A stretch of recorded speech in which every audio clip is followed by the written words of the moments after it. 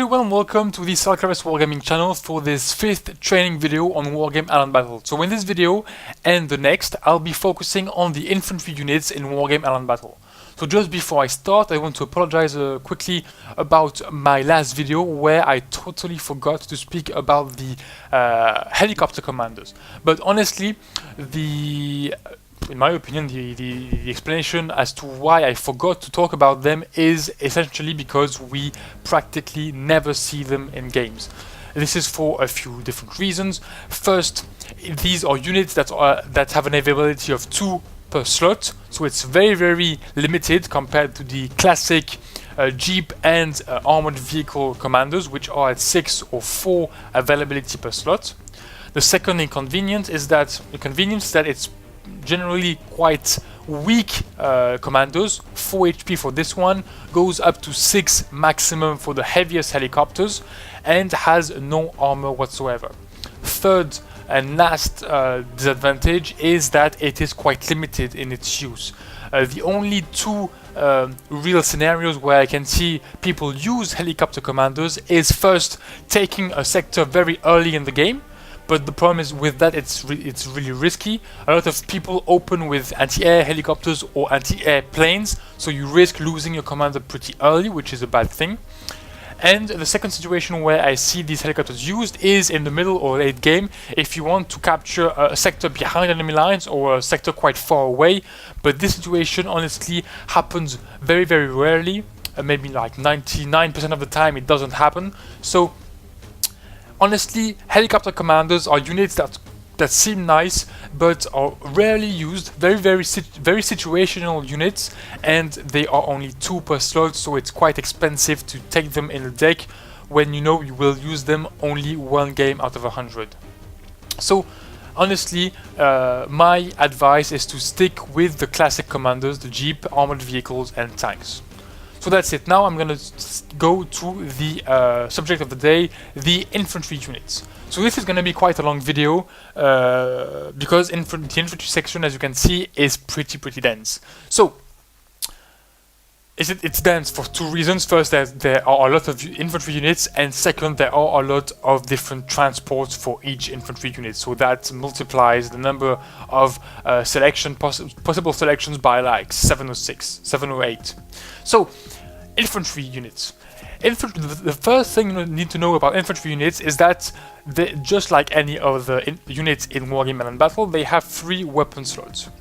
Every single infantry unit share the same type of first weaponry, the assault rifle. The assault rifle has for every single unit 525 meters against ground units and against helicopters. The real difference between 2 rifles is generally the accuracy, the rate of fire, and to a lesser extent the suppression. These are the 3 stats you want to check when you compare different infantry units, different rifles of infantry units.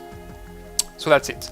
The second weapon depends a lot, well, of course, of the type of unit you take. So let's start. The first type of weapon you have is the ATGM, anti-tank guided missile. ATGM infantry have, of course, ATGM systems, weapons. These weapons are specialized against tanks and long-range destruction. These weapons go. The real stats you need to study here when you choose your ATGM infantry is the range. It can go from 1,500 for the crappy, sorry for the Americans, crappy Dragon 2 ATGM, up to longer range like the 2,400 meters for the Milan F2. I know the Swedish have a pretty good ATGM also, but I think their range is smaller. Yeah, we've got that one. So the stats you need to really compare are the range, accuracy and AP, of course. Suppression and rate of fire stay basically the same with every ATGM system. 150 suppression, 30 rate of 30 rounds per minute. If you take the Dragon 2 is the same. If you take once again the Swedish, I think it's the same. Yeah, 153 rounds per minute. So basically the three main things you want to study are the range, accuracy, and AP. And to a lesser extent, the number of missiles the squad is carrying, because it can go from 4 to 8. I know the Milan here have 6, the Dragon 2 have 8, and maybe some go up down to 4, I'm not sure. Second type of infantry squad you have are the squads equipped with napalm. You've got two types of napalm weapons, the rocket launcher using napalm and the basic flamethrower with napalm. These two weapons are quite different and but are generally used for the same thing, killing infantry. The one has a lot of suppression, a lot of HE, and quite a nice range of 535 meters, while the other one, even if it's cheaper, has no HE power whatsoever, has a lower suppression, and has a smaller range. So the big question that a lot of people ask is, why do I have to take flamethrower unit if I have napalm rocket launchers? Well, that's a great question, and that will be the first study of the next video, where I will test the difference between rocket launcher with napalm and flamethrower units. So we've seen ATGM and flamethrower units. The third type of units we can have are the anti-air units. These anti-air units, of course, have as a second weapon an anti-air weapon, which is pretty obvious. All of these weapons more or less have 6 rounds per minute, 6 shots per minute. So this isn't a stat you are worried about. They also all have pretty much 4 ammunition, so 4 missiles. So that's also a stat you can put aside. The real important stats with the anti-air weapons are all the other stats. Accuracy, HE power are the most important ones, as they vary a lot from one unit to another. We have here the Strela 2. If you compare to a very good javelin, for instance, you go from 6.3 to 10.5. The other stats change a little. The suppression, for example, goes from 120 to 200, which allows to stun helicopters really efficiently. And the range also increases, but not by much. So the real stats you want to observe are accuracy, HE power, and suppression. These are the most important stats when studying anti-air weaponry. The fourth type of infantry squads we have, and the last type, are the assault infantry. Whether they can be crappy infantry squads or elite squads like special forces, but they all are the same, have the same basic tools. The rifle, of course, like every other infantry, and the second weaponry is generally filled with an anti-tank weapon, 525 meters, but this one doesn't have HE power like the napalm rocket launcher, but has AP power. So it is a basic anti-tank close quarter weapon. And the third weapon these guys have, because they have a third weapon, is the heavy machine gun. Or light machine guns, well, as you wish. The machine guns. There are 2 types of machine guns. These machine guns are used as an additional firepower against other infantry squads. They have a nice range, going from 875 to 1000 meters, if I'm not mistaken, a nice accuracy, a small HE power, but a really nice rate of fire, 461 rounds per minute. The real thing with machine guns, the real thing you want to look at is this thing here. These things indicate different statistics about different behaviors about the weapon. This, for example, is a heat weapon, high explosive anti-tank, which means its AP value will remain the same whenever the range to target. You can read the explanation by yourself, so I won't go into depth with these things. But the real thing you need to know about the machine guns is that there are 2 types of machine guns. The stationary ones that can't be fired on the move, and those used in close quarter combat, like the RPK, close quarter combat. And as said, these machine guns, contrary to the other ones, can be used in house-to-house fighting, meaning if you control a sector and are fighting against another infantry in another sector or in the same sector, these infantry units can use the machine guns, giving them, of course, a nice little edge in the combat. So that's basically all you have to know about the different weapons. All have a basic rifle, Their second weapon depends on their specialty. If they are ATGM, they'll have an ATGM, anti-air for anti-air, napalm weapon for a engineer or flamethrower units, and a machine gun added to the rifle squads. The three other stats you need to look at, or well, basically the two other stats, are the strength and the speed of the unit. Strength, first of all, indicates the number of hit points the unit has. This, for infantry, goes from 2 to 15.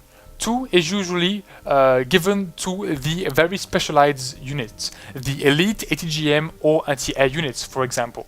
Some other ATGM units can go up to 5 units because they are less efficient, like so the Dragon 2, for instance, have 5 HP, so 5 units in the squads. Some other guys can go up to 10 if they are really crappy. The second stat you really want to consider is the speed. Infantry speed goes from 13 km per hour for the specialized guys with ATGM systems they have to carry, up to 33 km per hour for the most elite units and the recon units, like the Delta Force. No, Delta Force 27, I think the recon Delta Force goes up to 33 km per hour. The last stat you want to look at is the stealth. This plays on the detection ability of your enemies. The better the stealth, the less will be the harder they'll detect you. This stealth is generally correlated to the strength. So, of course, a lower strength, 2 guys, means a better stealth. Very good here for 2 guys. Stays very good for 5 guys, but goes down to just good for 10 guys. So that's pretty much it. Take a look at the different weapons, the different stats to choose units, and then take a look, or before as you wish, to the strength and the speed. I won't tell you which units you have to use, which are the best for now, because as in every game, and especially here with the Fusion system, they are likely to change with incoming patches. So if I give you my opinion now, units I tell you to use won't probably get used that much later on. So I'm just giving you the tool to choose the units you want to use. So that's pretty much it about all you have to know about the infantry squads in the armory. But there is something hidden here for the infantry units. In this game, one of the problems of this game is that there are quite a few hidden stats that aren't given in the armory. Hopefully those are explained on the forum, and I'm going to show you where you can get them to get the entire explanation of how infantry works. Let's go. And so here we are on the forums of Wargame Island Battle, and I'm going to show you where you can take the information on the infantry. I'm going to put a direct link in the description below this video, but I'm going to show you nevertheless how you go there if you want to go there once you're on the boards. So, Wargame Island Battle, changelog history, which lists all the different changes from different patches. Go to the first part over here, and go right to the bottom to the big name over here, where you have the new infantry stats, and let's show it. Let's look at it.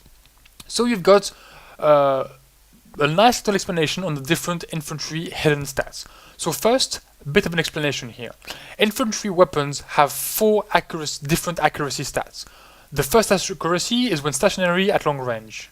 Second one, when moving at long range. Then of course, stationary at close quarter, meaning within a city block, and accuracy when moving at close quarter combat range. Of course, so long range, moving, not moving, close range, moving, not moving. The problem is, the only one we see in the armory is the first one, so the stationary at long range. So the other ones, you have to test the infantry units to really see what they've got. Hopefully, there are some indications. You've got 4 types of weapons. The semi-auto rifles, G3 FAL, very accurate when stationary, quite not on the move. They are also not the best rifles to have in close quarter combat. After that, you've got the standard assault rifle. Average accuracy on the move and stationary, quite reliable in close quarter combat. And then carabine-like, accuracy aren't very good, but suffer less from movement and are best close quarter combat weapons. And then World War II or post-World War II rifles, very accurate at long range when stationary, but barely useless while moving or in close quarter combat. So I'll let you look at this in depth if you want to, but here's a basic overview. The second thing you really need to know is the new differentiation between different types of units. Before, you had all different units were basically the same. Now, to improve the difference between elite and basic infantry, one change has been made, a change in rate of fire. So, different weapons, as you can see in the armory, different weapons in different hands can have different accuracy. For instance, it's here. Same weapon in the hands of different soldiers will have different accuracy stats. Stunning SMG used by Canadian Moore has accuracy 6, while used by another Canadian troop, the Pathfinder or the British Paratroopers, it has 8. The second thing is the rate of fire that changes. This is another really important in the stats. You now have 4 types of units. You have the regular infantry, which rate of fire is shown in the armory. Then you've got the obsolete infantry, like the reservist and the militia, who have a nerfed rate of fire over regular infantry. You then have the veteran infantry having a plus 50% rate of fire buff over regular infantry, and of course the elite infantry having a plus 100% rate of fire buff over regular infantry. These are all the units that are listed as veteran, elite, and obsolete. So when you make your deck, if you want a more in-depth,